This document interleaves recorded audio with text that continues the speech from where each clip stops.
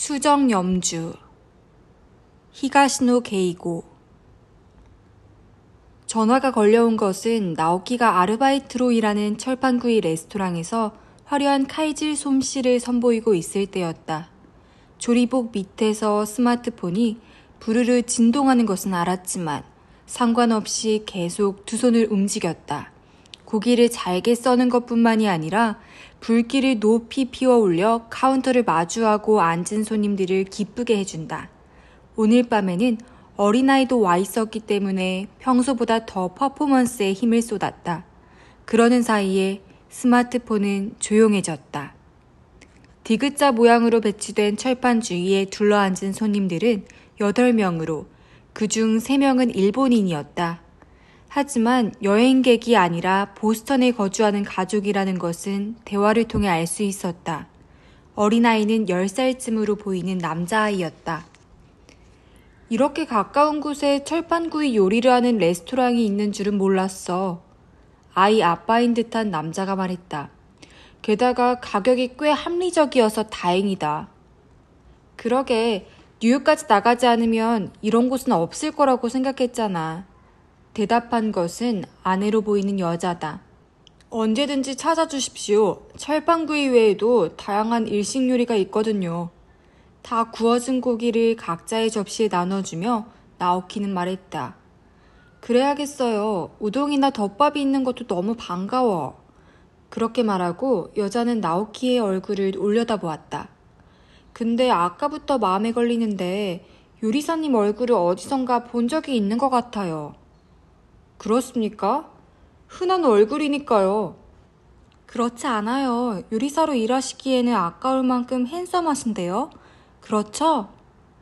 응, 아주 미남이시네. 남편 쪽은 나오키 얼굴을 제대로 쳐다보지도 않고 맞장구를 치더니 젓가락을 놀리기 시작했다. 말을 맞추어줄 뿐 별 관심은 없는 것이리라. 고맙습니다. 그럼 편안히 드십시오. 나오키는 머리를 숙인 뒤 일단 주방으로 물러나왔다. 스마트폰을 꺼내 이력을 확인했다. 놀랍게도 전화를 한 사람은 일본에 있는 누나 기미코였다. 전화번호를 알려주긴 했지만 좀채 연락해온 일은 없었다. 메시지도 들어와 있었다. 중요한 이야기가 있으니 손이 비는 대로 연락해줘 라는 것이었다. 메시지를 입력하기가 귀찮아서 전화를 했다. 여보세요? 나오키? 곧바로 연결되면서 기미코의 목소리가 말했다. 국제전화라고는 생각되지 않을 만큼 명료하게 들렸다. 응, 나야. 근데 무슨 일이지? 그쪽 시각은 잘 모르겠지만 이쪽은 한창 일하는 시간이야. 그럼 용건만 말할게. 너 다음 주 14일에 집에 올 수 있어? 일본 시간으로 14일이니까 그쪽은 13일인 건가? 뭐야, 너무 갑작스럽잖아. 그날 무슨 일 있어? 잊어버렸니? 14일이 아버지 생신이야. 그래서 작게나마 파티를 해드리려고. 뭐야 그게. 그런 일로 미국까지 전화하지 말라고. 나 진짜 바빠. 얘 꼭 좀 와줬으면 좋겠어. 누나의 말투에는 뭔가 절박한 느낌이 담겨 있었다. 그것이 마음에 걸리긴 했지만 당연히 안 된다는 거 알잖아 라고 대답할 수밖에 없었다. 그런 일 때문에 비행기 타고 갈 수 있겠냐고. 그래도 이제 마지막이란 말이야. 뭐가? 아버지 만나는 거. 흠칫해서 일순 말문이 막혔다. 숨을 가다듬고 나서 무슨 말이야?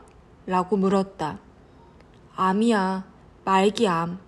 간하고 췌장하고 여기저기 다 전이 됐어. 심장의 박동이 빨라졌다. 생각지도 못한 이야기였다. 나는 그런 얘기 전혀 못 들었는데? 엄마와 상의한 끝에 나오키 너에게는 임박할 때까지 최대한 알리지 말자고 얘기가 됐었어. 너도 지금 한창 중요한 시기인 것 같아서. 다시금 대꾸할 말이 찾아지지 않았다. 모두 자신을 걱정해주고 있다는 것을 새삼 깨달았다. 암이라니. 치료가 안 되는 거야? 의사 선생님은 이제 손써볼 도리가 없대. 언제 돌아가셔도 이상하지 않다고 했어. 아버지는 아직까지는 아무렇지도 않은 척 하시는데 아마 여기저기가 몹시 아프실 거야. 나오키는 스마트폰을 움켜쥐었다. 아버지가 이제 곧 죽는다. 마지막으로 봤을 때는 얄미울 만큼 정정했었는데 이렇게 전화로 듣는 것만으로는 전혀 실감이 나지 않았다. 예, 라고 기미코가 말했다. 집에 좀 오면 안 되겠니? 마지막으로 아버지한테 얼굴 보여드려야지. 나오키는 심호흡을 하고 나서 입을 열었다. 나 같은 아들 보고 싶지도 않을걸? 왜 그런 소리를 해? 왜냐니 굳이 말하지 않아도 알잖아. 나는 의절당한 처지야. 벌써 7년이나 만난 적이 없어. 아버지 입장에서는 이제 세상 무슨 낯을 들고 찾아왔나 싶을 거야. 그런 게 어딨어. 기미코는 즉석에서 말했다. 세상 어디에 죽음을 앞두고 친자식을 안 보려는 아버지가 있겠니. 이런저런 일도 있었고 차마 입 밖에 내서 말하지는 못해도 얼마나 보고 싶겠어. 아버지도 남아있는 시간이 얼마 안 된다는 건 알고 있어. 그러니까 나오키, 부탁이야. 꼭 들어와. 누나의 말 한마디 한마디가 나오키의 가슴 속에 울렸다. 단순한 고집에서 나온 비뚤어진 태도 따위는 용서치 않겠다는 기백이 담겨 있었다. 실은 다음 주에 오디션이 있어. 목소리를 낮춰서 나오키는 말했다. 나한테는 상당히 중요한 기회야. 그걸 놓칠 순 없어. 오디션? 그랬구나. 그래도 어떻게 좀 안 될까? 나오키는 머릿속에서 급히 계산해 보았다. 생신 파티가 그쪽 시간으로 14일이랬지. 그러면 일본에서 그 다음날 새벽 비행기 편으로 출발하면 아슬아슬하게 시간은 맞출 수 있는데 그건 좀 아무래도 힘들겠다. 기미코의 목소리 톤이 뚝 떨어졌다. 억지로 밀어붙일 수는 없다고 생각한 것이리라. 조금만 더 생각할 시간을 줘. 그럴 마음이 들면 돌아갈게. 하지만 어려울지도 몰라. 알았어. 지금 일하는 중이라 그만 끊을게. 그렇게 말하고 전화를 끊었다. 손님들에게 돌아가기 전에 세면실에 들러 옷차림을 가다듬었다. 거울에 비친 얼굴을 보고 아버지 시니치로를 떠올렸다. 아버지를 닮아 미남이라는 말을 듣는 게 옛날부터 그리 달갑지 않았다. 와타라이가는 지방도시의 명문가다. 대대로 그 지역 정재계를 떠맡아 왔다. 시니치로도 몇 군데의 기업을 경영하고 있었다. 나오키는 지역 국립대학을 졸업한 뒤 시니치로가 회장을 맡은 지역 전자부품 제조회사에 취직했다. 물론 특별 대우 따위는 없었다. 다른 사원과 마찬가지로 교육을 받고 업무 태도를 비교하고 평가받았다. 그 회사를 1년여 만에 그만둔 것은 그런 대우에 불만이 있었기 때문이 아니다. 주어진 업무가 싫어진 것도 아니었다. 이유는 단 한 가지, 꼭 하고 싶은 일이 있었기 때문이다. 그것은 연극이다. 고등학교 시절부터 연기, 특히 영화에 관심이 있었다. 대학에 들어가서는 동아리 활동으로 독립 영화를 제작하기도 했다.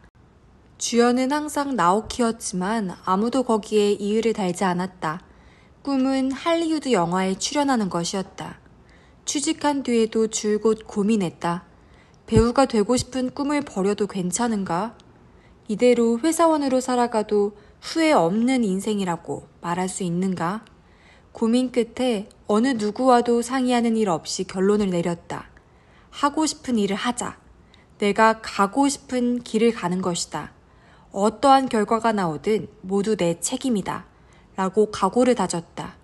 도전 없이 행복은 없다. 내 인생이다. 누가 무슨 소리를 하건 상관없다. 하지만 물론 여기저기서 비난이 쏟아졌다. 가장 분노한 것은 부친인 시니치로였다. 겨우 1년 만에 회사를 때려치우는 인간은 어떤 일을 해도 안 돼. 배우가 되고 싶다고? 할리우드 영화? 웃기는 소리. 그게 될성 싶으냐? 기껏해야 배역도 없고 대사도 없는 기타 여러 명으로 끝날 게 뻔하지. 그런 짓을 하라고 어릴 때부터 영어 회화를 가르쳤던 게 아니야. 바보 같은 소리 말고 회사로 돌아와. 사표는 없었던 일로 해줄게. 내가 얘기해 둘 테니까. 회사 일을 때려치운 게 아니에요. 나한테 주어진 업무는 빈틈없이 분명하게 마무리했어요. 다른 하고 싶은 일이 있으니 어쩔 수 없잖아요. 세상 만만하게 보면 안 돼. 누구라도 현재 자신의 일이나 처지에 만족하고 사는 건 아니야. 그 안에서 삶의 보람을 찾아가는 것이지. 꿈을 버리고서 삶의 보람이고 뭐고 있겠어요? 그런 걸 어리광이라고 하는 거야. 지금까지 누구 덕에 풍족하게 살았는지 알기나 해? 이제 네가 그 보답을 해야 할 차례라는 생각은 왜 못해? 그러니까 그걸 다른 형태로 하겠다는 거예요. 지금 장난하는 거냐? 꿈이니 뭐니 하는 헛소리에 장단을 맞춰줄 만큼 내가 한가하질 않아. 아무도 아버지한테 장단 맞춰달라고 한 적 없어요. 하나뿐인 아들이 얼빠진 소리라는데 와타라이가의 가장이 말없이 내버려둘 수가 있겠냐? 부자 간의 대화는 언제까지고 평행선이었다. 분을 사귀지 못한 시니치로는 결국 마지막 카드를 내밀었다. 나오키와 의절하게 노라고 말한 것이다. 그렇게까지 말한다면 너 좋을 대로 해라. 하지만 더 이상 너와 나는 부모 자식도 뭣도 아니야. 당연히 일절 너를 원조해 줄 일도 없어. 어딘가 길가에서 쓰러져 죽어도 뼈도 거두어 주지 않을 테니 그런 줄 알아. 알았어요. 나 좋을 대로 하겠습니다. 라고 말하고 집을 나온 것이 7년 전이었다. 그 뒤 곧바로 미국으로 건너와 아르바이트를 해가며 연기 공부를 했다. 어려서부터 영어 회화를 배워왔기 때문에 언어 문제로 곤란할 일은 거의 없었다. 하지만 영어를 잘한다는 것 따위 배우뿐만 아니라 미국에서 성공하려는 사람에게는 당연한 일인 것이다. 현실은 각오한 것보다 훨씬 더 엄혹했다. 일본 국내에서의 실적도 없는 사람에게 일거리가 돌아올 만큼 미국의 영화계는 달콤하지 않았다. 애초에 일본인 배우의 수요 자체가 많지 않은 것이다. 어쩌다 있더라도 한국인이나 중국인 배우들과 경쟁해야 했다. 배역이 일본인이라고 해도 미국인 스태프의 눈에는 그 차이가 눈에 들어오지 않는다. 그래도 인디 영화와 광고 등에 나가는 사이에 이따금 대형 제작사에서도 불러주게 되었다.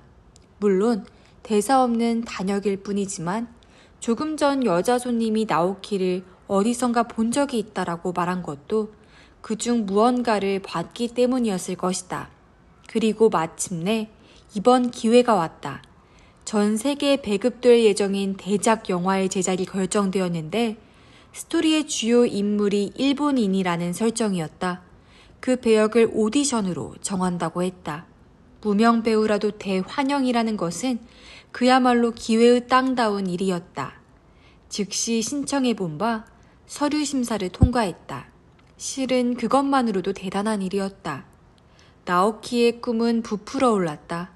오디션에서 배역을 따내고 완성된 영화가 일본에서도 대히트를 친다면 그동안 바보 취급을 했던 이들의 코를 납작하게 해줄 수 있다. 개선장군처럼 귀국했을 때 아버지는 과연 어떤 얼굴을 할까? 그것이 가장 기대가 되었다. 하지만 조금 전 누나의 말에 의하면 설령 오디션에 합격한다고 해도 아무래도 그때까지 아버지가 기다려줄 일은 없을 것 같았다. 나리타 공항에서 도심으로 향하는 열차에서 밖을 내다보며 정말로 돌아왔구나 하고 나오키는 감개에 젖었다. 일본을 떠나 있었던 것은 단 7년 동안이고 지금 보는 풍경은 딱히 마음에 깊이 새겨진 것도 아니었지만 어쩐지 옛 기억을 자극받는 듯한 느낌이었다. 친지들을 만나면 우선 어떤 말을 해야 할까? 근황을 묻는다면 어떻게 대답해야 하는가? 서툰 거짓말은 하지 않는 게 좋으리라. 허세를 부리는 인간을 상대하는 건 피곤한 일이다. 고생하고 있다. 좀채 잘 풀리지 않는다. 하지만 열심히 하고 있다. 라고 솔직히 말하는 게 오히려 모두를 마음 편하게 해주는 답이 아닐까? 그러자 괜히 허세를 부리는 건 좋지 않다. 그렇게 마음속으로 방침을 정했다. 도쿄역에 도착하자 신칸센 승차장으로 향했다. 본가에 가려면 거기서 신칸센으로 2시간여를 달려야 한다.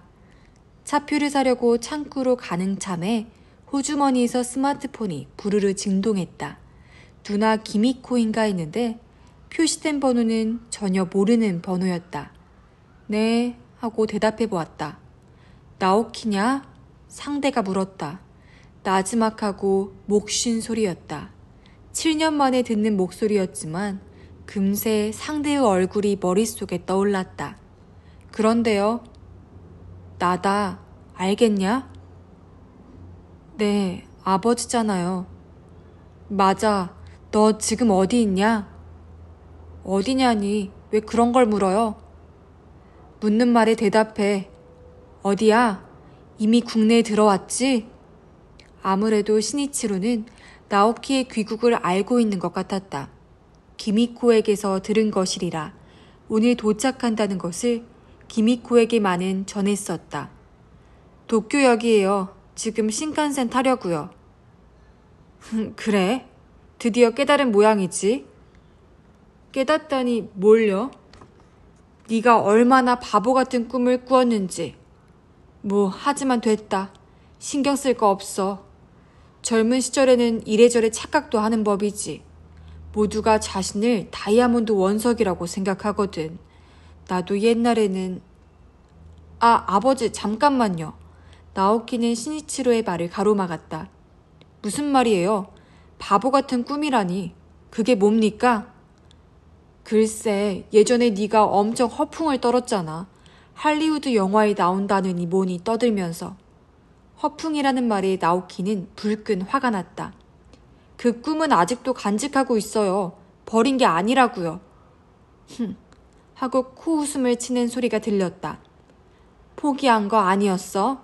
그래서 이렇게 터덜터덜 돌아온 줄 알았는데 그런 거 아니었냐? 포기할 리가 없죠. 미리 말씀드리지만 좌절해서 국내에 돌아온 게 아니에요. 아버지 생신이니 꼭 참석하라고 누나가 부탁을 하길래 마지못해 비행기 타고 온 거예요. 파티에 잠깐 얼굴 내밀고 그 즉시 돌아갈 예정입니다. 중요한 오디션이 있어요. 이번에는 혀를 차는 소리가 나오키의 귀에 들어왔다. 야야 관도, 너 같은 녀석이 어떻게 오디션에 합격하겠냐. 이참에 국내에서 제대로 된 곳에 취직해. 일할 곳은 내가 마련해 줄 테니까. 내 일자리 걱정은 하지 마세요. 오디션에 합격할지 말지는 해봐야 아는 거예요. 뻔하지 뭐. 승부에서 이길 사람은 미리미리 빈틈없이 최상의 준비를 하는 법이야. 큰 승부를 앞두고 터덜터덜 귀국하는 사람에게 승리의 여신이 미소를 지어주겠냐? 아버지 생신 축하하려고 먼 길을 급하게 달려온 아들에게 그게 할 말입니까? 나는 축하해달라고 한 적 없어. 애초에 이 나이에 생일 따위 좋고 자시고 할 것도 없어. 하지만 뭐 됐다. 기왕 왔으니까 들어와. 만나서 찬찬히 상의해보자. 너의 앞으로의 일에 대해서. 아니요. 그럴 필요 없습니다. 나오키는 스마트폰을 귀에 댄 채 발길을 돌렸다. 그런 말을 들으면서까지 집에 갈 생각은 없어요. 나는 이 길로 미국에 돌아갈게요. 돌아가서 오디션 준비나 할 겁니다. 바보같이 굴지 마. 쓸데없는 짓이라니까. 아버지를 만나는 게 더 쓸데없는 짓이겠죠. 그렇게 내뱉고 전화를 끊었다. 방금 내린 승차장을 향해 큰 걸음으로 발을 뗐다. 어쩌면 아버지가 다시 전화해 줄지도 모른다고 생각했지만 그 뒤로 착신은 없었다. 물론 나오키 쪽에서도 전화할 마음은 없었다. 복잡한 심정을 안고 나리타 공항으로 향하는 열차에 올랐다. 방금 전에 바라본 풍경을 다시 눈에 담으면서 기미코에게 전화를 했다. 곧바로 연결되었다. 나오키니? 무사히 도착했구나. 지금 어디야? 아무것도 모르는 누나는 화난 말투로 물었다. 도쿄역까지 갔었는데 다시 나리타 공항으로 돌아가는 길이야. 뭐라고? 무슨 일인데? 당연한 일이지만 기미코는 당혹스러운 목소리로 물었다. 무슨 일인지는 아버지에게 물어보면 알 거야. 아무튼 나는 집에 안 가기로 했어. 아버지라니? 왜 그렇게 된 거야? 글쎄, 아버지에게 물어보면 안다니까. 친지들에게 안부 전해줘 라고 말하고 기미코의 대답을 기다리지 않은 채 통화를 끝냈다. 스마트폰을 호주머니에 다시 넣으면서 아마도 아버지는 이제 더 이상 못 보겠구나 라고 생각했다. 마지막까지 자신의 꿈을 이해받지 못한 것이 슬펐지만 한편으로는 부자지간이라고 해도 서로 성격이 맞지 않고 인연이 없는 일도 있을 수 있나 하고 지독히 가라앉은 생각을 품기도 했다. 다음에 나오키가 일본에 날아온 것은 지난번 귀국으로부터 3주일이 지난 뒤였다. 지난번과 마찬가지로 나리타 공항에서 도쿄역으로 나가 신칸센을 탔다. 이번에는 시니치로에게서 전화가 걸려오는 일은 없었다. 당연하다. 그 아버지는 이미 이 세상뿐이 아니었다. 아버지가 돌아가셨다. 가능하면 빈소도 지키고 장례식에도 참석하라고 기미코에게서 연락이 온 것이 이틀 전의 일이었다. 용태가 급변해 위독한 상태라는 이야기는 그 전부터 들었기 때문에 언제라도 귀국할 수 있게 미리 준비는 해놓고 있었다. 본가에 들어서자 어머니 사토요와 누나 기미코가 문상객을 맞을 준비로 바쁘게 돌아다니고 있었다. 그래도 오랜만에 돌아온 나오키의 얼굴을 보고 이것저것 질문을 던졌다. 네 아버지 생신 파티에 온다는 말을 기미코에게서 듣고 내가 얼마나 기다렸는데. 사토요가 원망하는 어조로 말했다. 그 일에 대해서는 누나에게 전화로 얘기했잖아. 나오키는 누나를 보았다. 얘 그거 난 도무지 영문을 모르겠더라. 너한테 그 말 듣고 아버지에게 여쭤봤는데 아무 말도 안 하셨어. 그 녀석은 그냥 내버려두라고만 하시고. 대체 무슨 일이 있었던 거야? 도쿄역에 도착해서 자, 이제부터 신칸센 타자 하는 참에 아버지한테서 전화가 왔어. 나오키는 3주 전 시니치로와의 대화를 이야기해 주었다. 기미코는 사토요와 얼굴을 마주보며 고개를 갸웃거렸다. 이상하네. 아버지가 어떻게 나오키가 돌아오는 걸 아셨을까? 누나가 얘기한 거 아니었어? 아니야, 난 말 안 했어. 애초에 생신 파티 자체가 아버지에게 비밀로 하는 깜짝 파티였는데? 기미코에 의하면 파티는 시니치로가 입원했던 병실에 특별실을 빌려서 치렀다. 친척뿐만이 아니라 오래된 친구와 지인들도 모셔서 상당히 풍성한 자리가 되었다는 것이다. 나오키 너한테 전화를 받았을 때는 아직 파티 준비 중이었어. 아버지는 아무것도 모르셨을 거라고. 누군가 얘기해준 모양이지. 그럴 리가 없는데? 게다가 나오키 네가 오는 걸 알고 있었던 건 나와 엄마뿐이었어. 나는 이야기하지 않았어. 사토요가 말했다. 대체 아버지가 어떻게 나오키의 전화번호를 알았을까? 기미코가 미간에 주름을 잡았다. 나는 그것도 누나가 알려준 거라고 생각했었는데. 나오키가 미국에 건너간 뒤에 전화번호를 알려준 사람은 기미코 뿐이었다. 아버지한테는 알려드린 적이 없어. 묻지도 않으셨고. 그럼 어떻게 된 거야? 그걸 모르니까 이상하다는 거잖니. 분명 기묘한 이야기였다. 시니치로는 어떤 마술을 쓴 것인가? 또 한 가지 마음에 걸리는 것이 있었다. 시니치로는 왜 하필 그 타이밍에 전화를 걸었을까? 그런 전화만 하지 않았어도 나오키는 그대로 집에 들어왔을 것이다. 직접 만나 설교하고 싶으셨다면 그때까지 잠시만 기다렸으면 될 일이 아닌가. 그나저나 나오키, 오디션은 어떻게 됐어? 기미코가 물었다. 가장 받고 싶지 않은 질문이었다. 나오키는 어깨를 움츠렸다. 떨어졌어. 누나는 노골적으로 실망하는 기색을 드러냈다. 아휴, 그랬구나. 최종 후보까지는 올라갔는데. 거짓말이었다. 실제로는 그 직전에서 떨어진 것이다. 이유는 알 수 없었다. 선발 담당자들은 떨어뜨린 이유를 일일이 설명해주지 않는다. 그들은 필요한 인재를 픽업할 뿐이다. 나오키는 그들의 영화에 필요한 사람이 아니었다. 단지 그것뿐이다. 당초 영화 프로듀서는 일본인 역할에는 일본인이 바람직하다고 말했고 그래서 자신이 유리하다고 한껏 들떠 있었는데 최종 선발이 남은 사람은 한국인과 타이완인이었다. 충격으로 한동안 마음을 추스르지 못했다. 아니, 지금도 타격에서 벗어나지 못했다. 아무것도 할 마음이 나지 않아 할 일 없이 하루하루를 보냈다. 이제 배우가 된다는 꿈은 포기해야 하는 건가? 라는 생각도 고개를 들기 시작했다. 그런 때에 아버지의 부보가 도착한 것이다. 지역 명망가에 걸맞게 빈소는 성대하게 차려졌다. 문상객의 대접은 웬만한 파티 규모였다.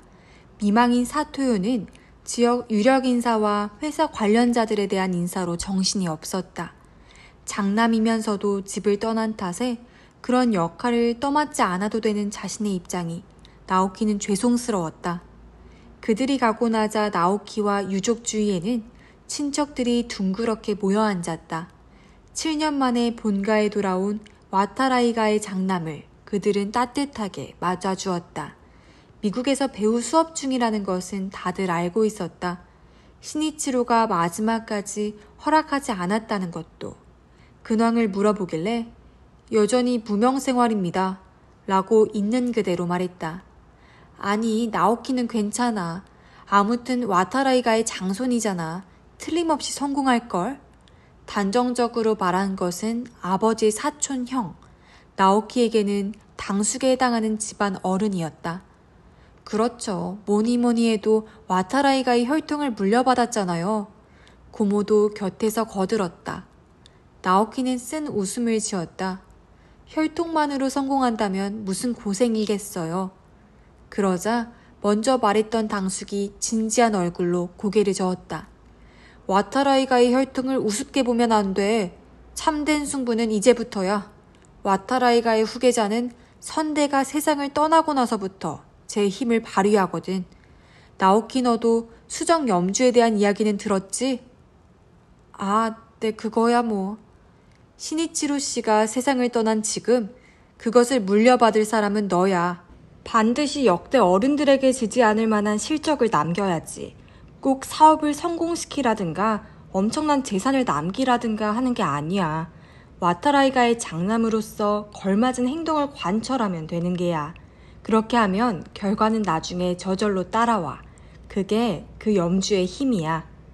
강한 의지가 담긴 그 말에 나오키는 말없이 슬쩍 고개를 갸웃거렸다. 수정 염주란 와타라이가의 대대로 전해오는 물건이다. 당대의 가장이 세상을 떠난 뒤 그 후계자에게 주어지는 것이다. 염주에는 신비한 힘이 있어서 와타라이가의 부를 가져다주고 위기에서 구해준다고 했다. 단 그 힘을 물려받는 방법은 오로지 후계자만이 알 수 있다. 나오키, 염주의 힘을 의심하는 모양이지? 고모가 슬쩍 눈을 치뜨며 쏘아붙였다. 나오키는 머리를 긁적였다. 솔직히 말씀드리면 네, 그렇습니다.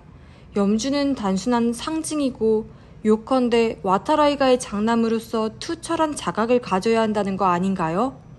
그러자 주위에 있던 친척들 거의 모두가 나서서 아니 라고 고개를 저었다. 나오키는 아무것도 모르는구먼. 염주를 그런 식으로 생각하다니. 절대로 그런 간단한 이야기가 아니야. 어처구니가 없다는 듯 모두가 한마디씩 쏟아냈다. 잠깐 내 얘기 좀 들어봐. 친척 중에 장로격에 해당하는 당숙이 다시 입을 열었다. 나오키가 그런 식으로 생각하는 것도 어쩌면 당연하지. 하지만 대대로 그래왔어. 그 염주를 물려받은 자는 그날부터 사람이 바뀌는 거야. 배짱이 두둑해지고 승부에 강해져. 신이치로 씨도 그랬어. 젊은 시절에는 이렇게 말하면 좀 그렇지만 오히려 겁이 많은 편이었지. 그런데 염주를 물려받고부터는 사람이 싹 바뀌었어. 그야말로 담대하고 두려운 것 없는 인물이 되었지. 그리고 승부에 아주 강해. 비즈니스 세계에서 일생일대의 기로라고 할 만한 승부에 여러 번 뛰어들어서 번번이 자기 것으로 만들었어. 일단 승부를 걸겠다고 마음먹으면 주위에서 누가 말려도 전혀 듣질 않았어. 우리 아버지도 그러셨어. 고모가 말했다. 나오키 너로 치자면 할아버님이지만 그 양반도 승부에는 아주 강했어. 본디부터 견실한 인품이지만 평생 단 한 번이라는 큰 투자에 성공해서 한 재산을 쌓아 올린 거야. 나중에 이야기를 들어보니까 우리 할아버님도 그러셨던 모양이야. 수정 염주를 물려받은 와타라이가의 장소는 가장 기묘한 승부에 절대로 지는 법이 없어. 그건 절대로 우연이 아니야. 설마 하고 생각했지만 나오키는 굳이 반박하지 않았다. 염주의 힘을 철석같이 믿고 있는 노인들에게는 무슨 말을 해도 소용이 없다고 생각했기 때문이다. 하지만 염주의 힘을 갖고서도 병에는 이기지를 못했구먼. 다른 친척 어른이 절절한 어조로 말했다. 시니치로 씨 좀 더 오래 살고 싶었을 텐데 못내 아쉬웠을 게야. 그러자 여기에서 사토유가 아니요, 꼭 그렇지도 않아요 라고 말을 끼웠다. 본인은 암이라서 다행이다 라고 했으니까요. 그건 또 뭔 소리래요? 인간은 언젠가는 죽는다. 노쇠가 가장 좋겠지만 그게 아니라면 암으로도 좋다. 남겨진 수명을 맛보며 죽어가는 것도 나쁘진 않다 라고 하더라고요. 그 이로서는 뇌경색이나 지주막하 출혈 같은 병으로 의식불명 상태에서 죽는 게 가장 안 좋은 경우였어요. 그래서 뇌의 질병에는 특히 조심했었죠. 그것에 대해서는 나오키도 마음에 짚이는 게 있었다. 혈압이 높아지면 뇌에 좋지 않다면서 염분이 높은 음식은 극력 멀리하곤 했다. 사고에도 아주 민감했었지. 기미코가 말했다. 특히 교통사고. 비행기나 선박은 무섭지 않지만 자동차는 무섭다고 자주 얘기하셨어요. 비행기나 선박은 설령 사고가 나더라도 죽기까지 어느 정도 시간이 있지만 차 사고는 한순간이다. 자칫하면 무슨 일이 일어나는지도 모른 채 죽을 수도 있다.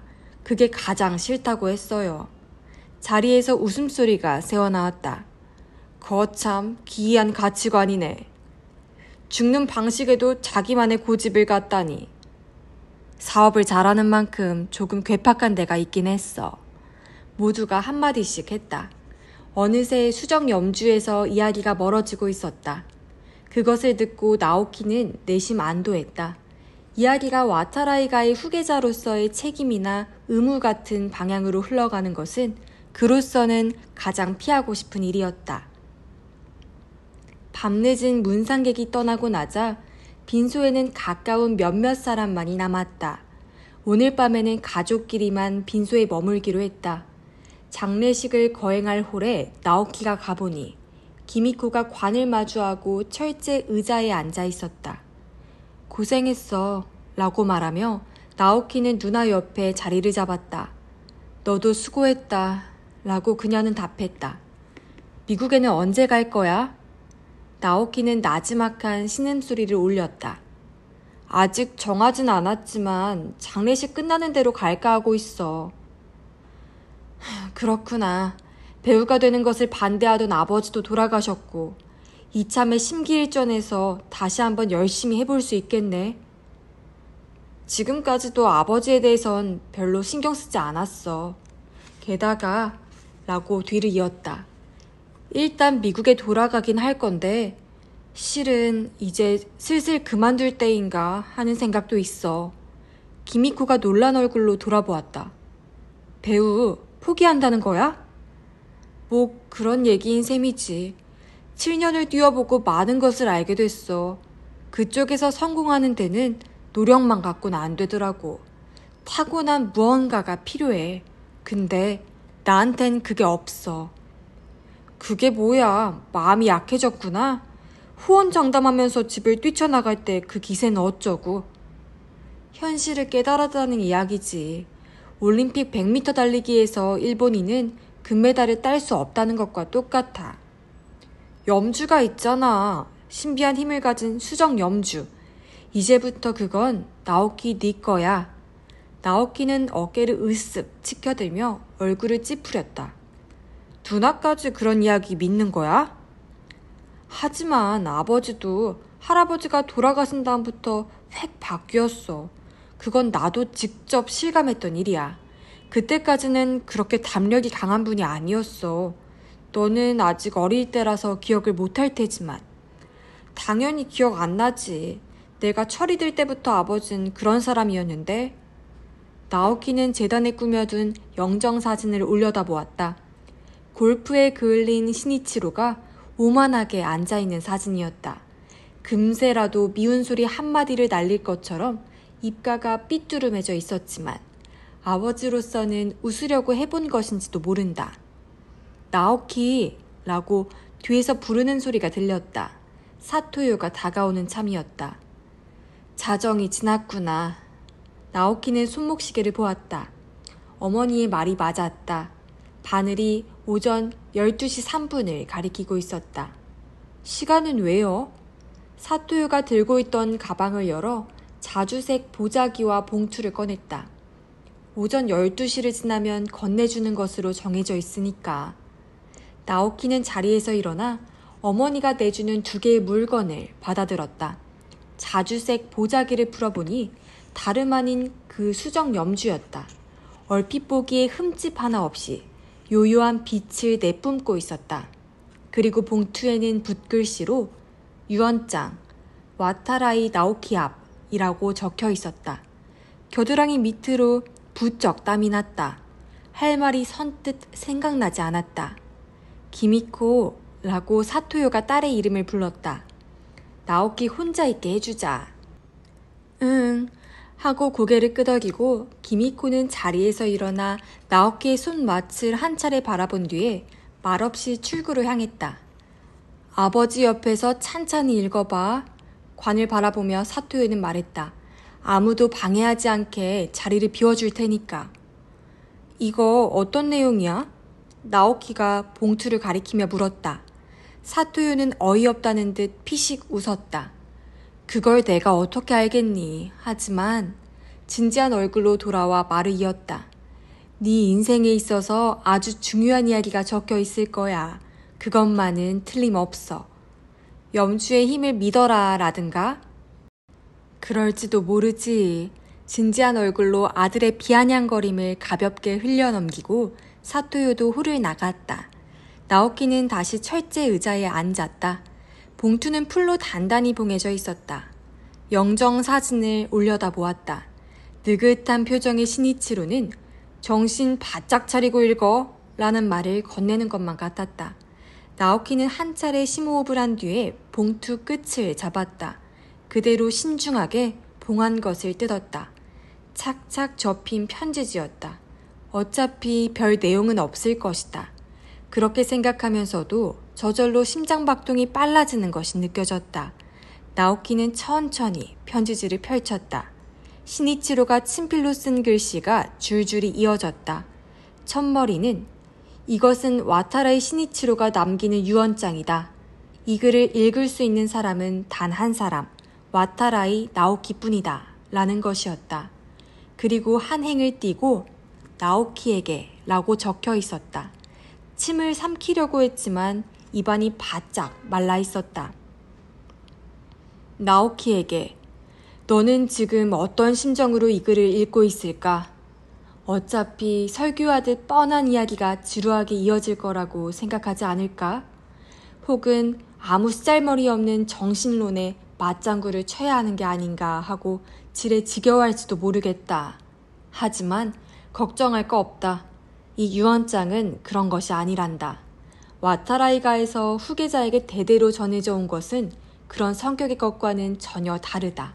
이 유언장은 한마디로 말하자면 취급 설명서다. 무엇에 대한 취급 설명서인가? 당연히 수정 염주다. 그것을 어떻게 써야 하는지를 나는 너에게 전하지 않으면 안 된다. 너의 김 빠진 얼굴 표정이 눈에 선하다. 또 그 얘기인가? 하고 실망할 것이다. 아마도 주위 친지들에게서 미신이나 망상이라고 생각할 수밖에 없는 이야기를 실컷 들었을 테니. 하지만 얕잡아 봐서는 안 된단다. 수정염주는 단순한 부적이나 상징 따위가 결탄코 아니다. 분명한 힘을 가진 비술의 물건이다. 그 힘은 억만금에 부어도 필적한다. 아니, 결코 돈으로는 살 수 없다는 점을 생각하면 그 이상이라고도 할 수 있다. 남겨진 시간은 적고 말을 빙빙 돌리는 것은 내 취향이 아니라서 전제는 여기서 그치기로 하자. 그 힘이라는 게 어떤 건지를 설명하겠다. 그것은 시간을 되돌리는 힘이다. 수정 염주를 두 손에 들고 한 가지 주문을 읊으면 과거로 되돌아갈 수 있다. 현대식으로 말하자면 타임슬립이라는 게 될 것이다. 이것이야말로 이 와타라이가에 전해져 오는 비기이자 일족을 번영시켜온 근원이며 궁지에서 벗어나게 해주는 마지막 카드이기도 하다. 아마도 넌 믿을 수가 없을 것이다. 나도 선친에게서 이런 이야기를 들었을 때 선뜻 받아들일 수가 없었다. 하지만 진실이란다. 나의 선친은 이 힘을 사용하여 인생 최대의 투자를 통해 한 재산을 이루었다. 투자의 결과를 알고 과거로 되돌아가 그곳에 전 재산을 털어넣은 것이다. 단 이 힘은 평생 단 한 번밖에 쓸 수 없다. 또한 되돌아갈 수 있는 것은 단 하루뿐이다. 그리고 일단 한 차례 사용하게 되면 그 사람이 죽을 때까지 다음 사람은 사용할 수 없단다. 언제 어떻게 이것을 쓸지는 너의 자유다. 어떤 것이든 너 스스로 결정하면 된다. 배당률 100배의 경마 막권에 걸어보겠다면 그것도 좋다. 절체절명의 위기에 빠졌을 때를 위해 남겨두는 방법도 있단다. 힘을 어떻게 사용할지 신중하게 한번 생각해 보도록 해라. 그 힘이 얼마나 대단한지를 진심으로 깨달았을 때 너는 한층 더 큰 사람이 될 수 있을 것이다. 물론 나도 사용했다. 인생에서 가장 중요하다고 생각했을 때 썼지. 그 자세한 내용은 굳이 말하지 않기로 한다. 멋대가리 없는 짓이기 때문이다. 더 이상 어떤 말도 쓸데없다.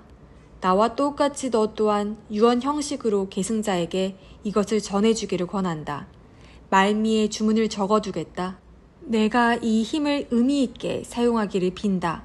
와타라이 시니치로. 화려한 장례식이 거행되고 그 다음날 아침에 나오키는 미국으로 떠나기 위해 집을 나섰다. 기미코와 사토요가 현관까지 배웅을 나와주었다. 집 정리며 이런저런 수속에 일주일 정도 걸릴 거야. 전부 정리되면 다시 연락할게. 그거 끝나는 대로 돌아올 거지?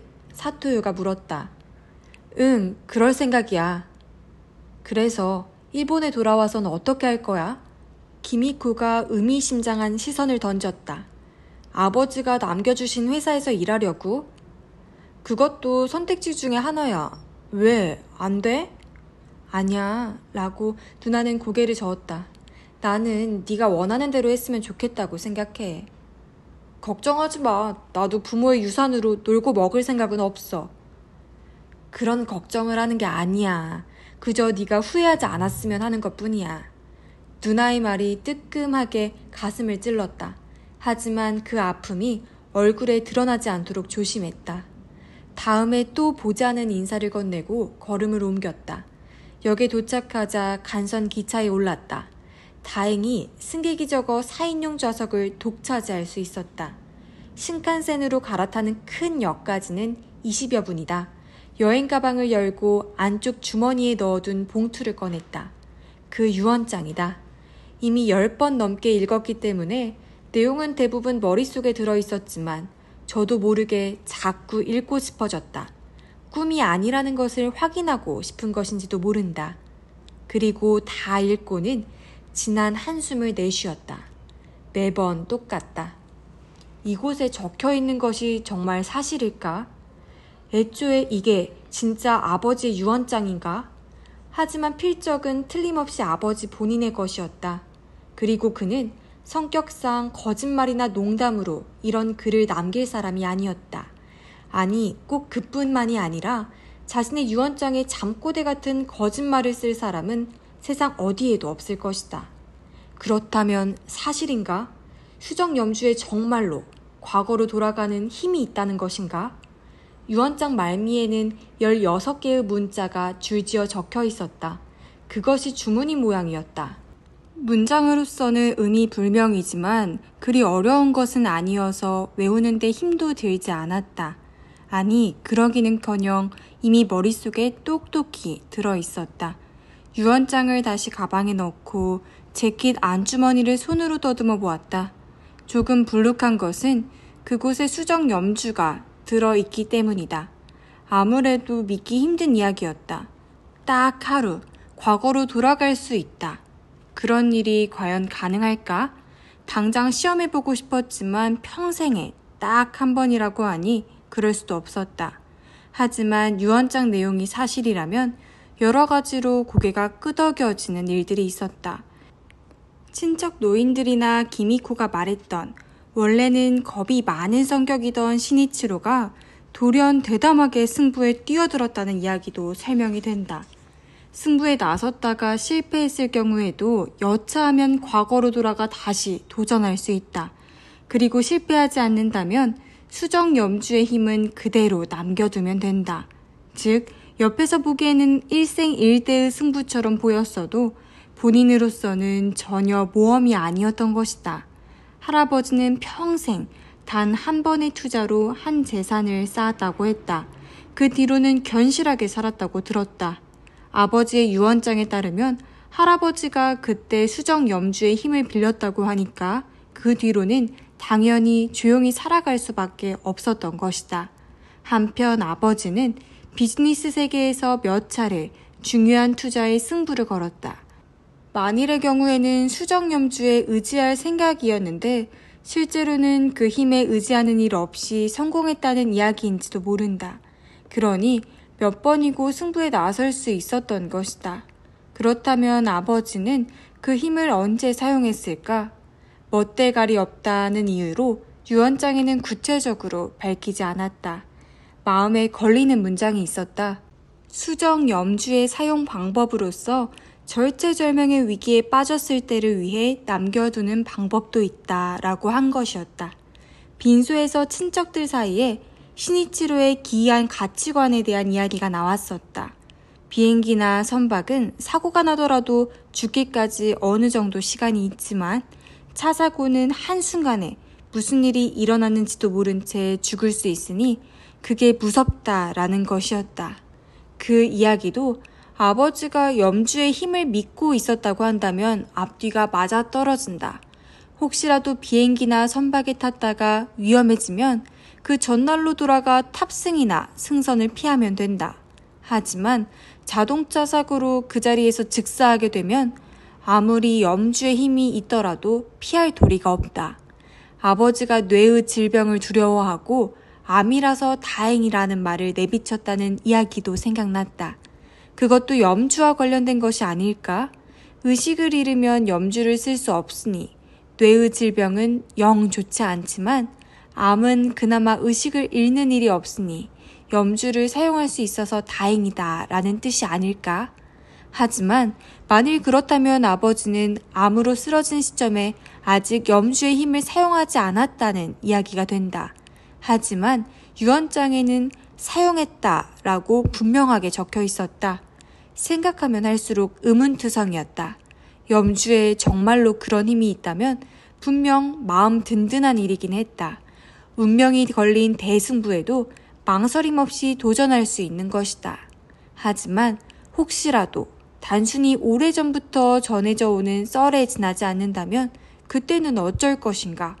과거로 돌아갈 수 있다고 믿고 승부에 나섰다가 아무런 효과도 없이 실패해버린 사람은 없었을까? 나오키는 고개를 휘휘 저었다. 생각해봤자 별 수 없는 일이다. 염주의 힘 따위 믿지 않는 게 더 낫겠다는 마음도 들었다. 그런 것보다 지금 생각해야 할 것은 다음에 국내에 돌아온 뒤의 일이었다. 배우의 꿈을 포기하고 나는 앞으로 어떻게 해야 하는가? 역시 아버지 회사에 일자리를 부탁하는 것이 현실적인가? 이윽고 큰 역에 도착했다. 나오키는 가방을 들고 플랫폼으로 내려가 신칸센 승차장을 향해 걸음을 옮겼다. 차표 파는 곳으로 갔는데 웬 양복 차림의 40대 남자가 창구 안의 담당자를 향해 뭔가 항의하는 참이었다. 신칸센이 예정대로 운행만 했어도 우리가 계약을 따냈을 거 아니야. 다른 회사에 빼앗긴 건 우리가 갑자기 일정을 변경했기 때문이라고. 그러니 여기 신칸센 때문이라는 얘기잖아. 내 말이 틀렸어? 남자의 목소리가 컸다. 상당히 흥분한 것 같았다. 정말 죄송합니다. 창구 직원이 연신 사과하고 있었다. 정말로 죄송하다면 자꾸 머리만 숙일 게 아니라 배상을 해줘야 할 거 아니냐고.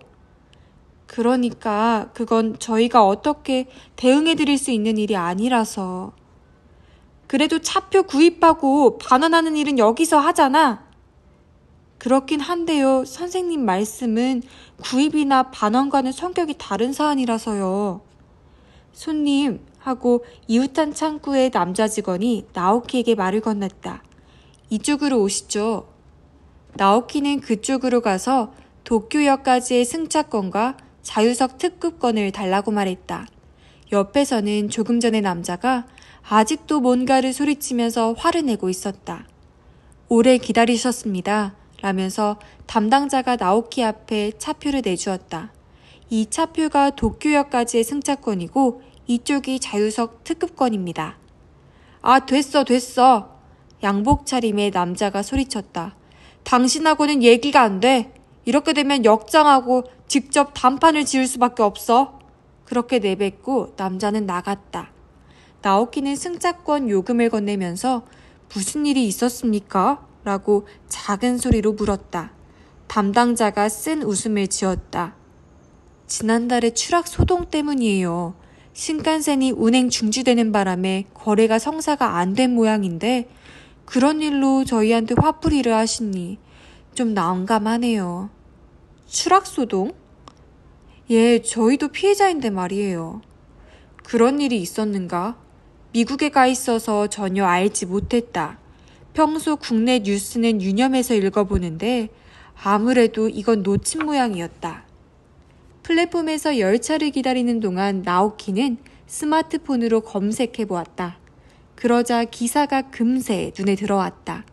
민간 경비행기가 신칸센 선로 위에 추락한 모양이었다. 그 일로 상하행선 모두 운행 중지되는 바람에 최대 6시간까지 연착이 되었다는 것이었다. 사고 날짜를 보고 나오키는 흠칫 놀랐다. 지난달 15일의 일이었다. 아버지의 생신 파티가 있었던 그 다음 날이다. 당초 예정대로라면 미국행 비행기에 타기 위해 나오키는 그날 아침 일찍 신칸센을 이용했을 터였다. 그렇다면 그때 도쿄역에서 그대로 발길을 돌리지 않았다면 나오키는 다음 날 미국행 비행기에 타지 못했을 것이고 그 오디션에도 참석하지 못했다는 이야기가 된다. 문득 입가에 웃음이 번졌다. 운이 좋았는지 나빴는지 모르겠다. 만일 그렇게 되었다면 지금쯤 배우의 꿈을 여전히 버리지 않고 있었을 것이다. 오디션만 봤어도 라면서 억울해하고 있을 터였다. 그런 아버지의 생신 파티 따위 모른 척했으면 좋았을 텐데 라고 발을 구르며 후회했을 것이다. 거기까지 생각한 참에 뭔가가 머릿속을 번쩍 스쳐갔다. 신이치로는 어떻게 아들이 생신 파티에 참석한다는 것을 알고 있었는가? 어떻게 아들의 전화번호를 알고 있었는가? 그리고 왜 하필 그 타이밍에 전화를 걸었을까? 나오키는 호주머니를 뒤져 수정 염주를 꺼냈다. 상상력을 발휘해보았다. 어쩌면 아버지는 아들에게 전화한 그 시점에 이미 24시간 이내에 일어날 일을 알고 있었던 것은 아닐까? 깜짝 생신 파티가 열리고 그 자리에 하나뿐인 아들도 나타난다. 오랜만에 재회에 처음에는 약간 어색할지도 모르지만 서서히 마음을 터놓는 대화를 나눈다. 이윽고 아들의 전화번호도 알게 된다. 다음날 아침 아들은 오디션을 받기 위해 집을 나선다. 그런데 뜻하지 않은 경비행기 추락사고가 발생하고 신칸센의 운행이 중지된다. 아들은 미국으로 돌아갈 방도를 잃고 일생일대의 오디션 기회를 놓치게 된다라는 것을, 아니 알고 있었다기보다 신이치로에게는 실제 경험이었던 게 아닐까? 비탄에 젖은 아들을 위해 신이치로는 여태까지 살아오면서 한 번도 사용한 적이 없는 단 한 번의 비수를 마침내 쓰기로 한다. 딱 하루만 과거로 돌아갔던 것이다. 그리고 막 도쿄에 도착한 아들에게 전화를 한다. 하지만 실제 사정은 설명할 수 없었다. 그런 이야기를 해봤자 아들은 분명 아버지가 정신이 이상해졌다고 생각할 터였다. 그래서 미운 소리를 해주기로 했다. 일부러 아들을 화나게 한 것이다. 아버지가 노린 대로 불끈 화가 난 아들은 그 길로 미국으로 돌아갔다. 설마 그럴 리가. 이건 분명한 우연한 일일 뿐이야. 나오키는 두 손으로 머리를 부여잡았다. 말도 안 되는 상상이었다. 하지만 생각하면 할수록 그것밖에 없다는 확신이 커져갔다. 만일 그렇다면 시니치로는 단 한 번의 기적을 나오키를 위해 사용해 주었다는 이야기다. 아들의 꿈을 이루게 해주고 싶어서, 그토록 반대했으면서. 가슴이 뭉클해졌다. 나오키는 유언장의 마지막 부분에 적혀있던 문장을 떠올렸다. 그 힘이 얼마나 대단한지 진심으로 깨달았을 때 너는 한층 더 큰 사람이 될 수 있을 것이다. 그것이 어떤 의미인지 알았다. 나 자신을 위해 쓰는 것만이 염주가 이끌어주는 길이 아닌 것이다. 아버지의 유지를 헛되이 할 수는 없다. 거기에 보답하지 않고서는 수정 염주를 물려받을 자격 따위는 없다. 쉽사리 꿈을 내팽개치려고 했던 자신의 어리석음에 화가 났다. 플랫폼에 안내 방송이 흘러나왔다. 이제 곧 열차가 들어올 모양이었다. 나오키는 스마트폰을 꺼내 서둘러 기미코에게 전화를 걸었다. 왜? 무슨 일 있어? 누나가 걱정스러운 듯이 물었다. 예정을 변경하기로 했어. 나오키는 큰 소리로 말했다. 다시 한번 도전해볼게. 한동안 일본에 못 올 거야. 아니, 성공할 때까지는 절대로 돌아오지 않을 거야. 기미코가 뭔가 말했지만 나오키는 전화를 끊었다. 그리고 막 도착한 열차에 성큼성큼 큰 걸음으로 올라탔다.